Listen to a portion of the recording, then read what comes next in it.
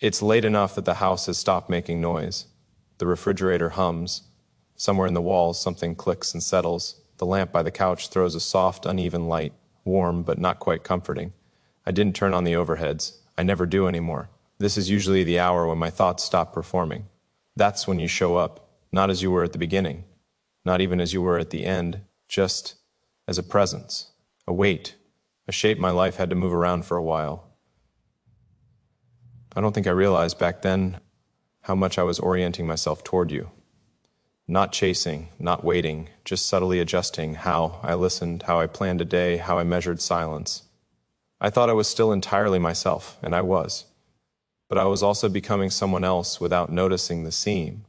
I don't say that with blame. It's strange how love doesn't always announce itself as intensity. Sometimes it just shows up as attention, as noticing when the room gets quieter when someone leaves it, as keeping your phone face down and still hoping it lights up.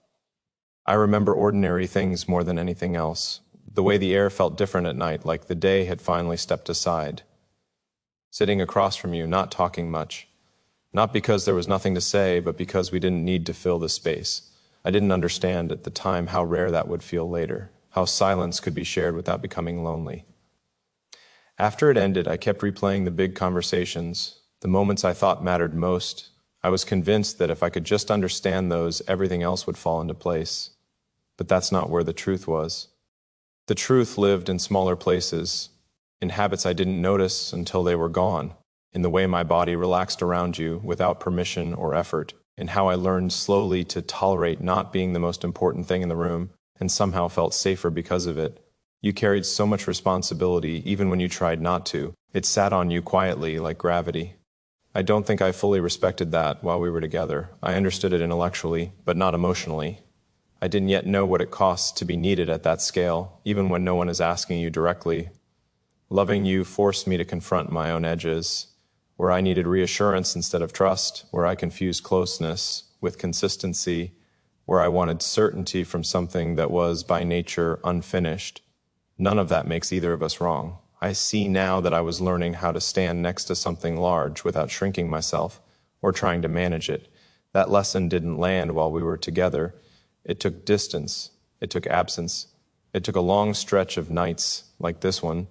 There were moments after you left when I felt hollow in a way I didn't recognize. Not dramatic, just quieter than expected, like a room after furniture has been moved out, but the indentations are still there on the floor. I didn't rush to fill them. That was new for me. Instead, I started paying attention to who I was when no one was watching, how I made decisions without imagining how they would land, how my thoughts sounded when they weren't being edited for someone else's mind. And slowly, almost imperceptibly, I changed, not into someone better, just someone more precise. I stopped needing things to be permanent in order for them to be meaningful. I stopped interpreting endings as failures. I stopped narrating my life as if it needed to resolve into something clean. You taught me that without trying. I don't think you ever knew how deeply you altered my sense of time. Before you, everything felt linear, progress, goals, next steps. After you, time became layered. Past moments didn't disappear. They settled. They coexisted with the present instead of competing with it. Sometimes I still think of you when I notice something small, a particular quality of quiet, a way of looking at a problem sideways instead of head-on, the discipline of not reacting immediately. It doesn't ache anymore. It just registers. I don't want anything from you now. Not a conversation, not an explanation, not a return to something that only existed because we hadn't yet become who we are. This isn't longing. It's recognition. You were a turning point I didn't see while I was standing in it. A relationship that didn't last, but also didn't vanish. It integrated. It rearranged the furniture inside me and then left me to live there. I'm grateful for that.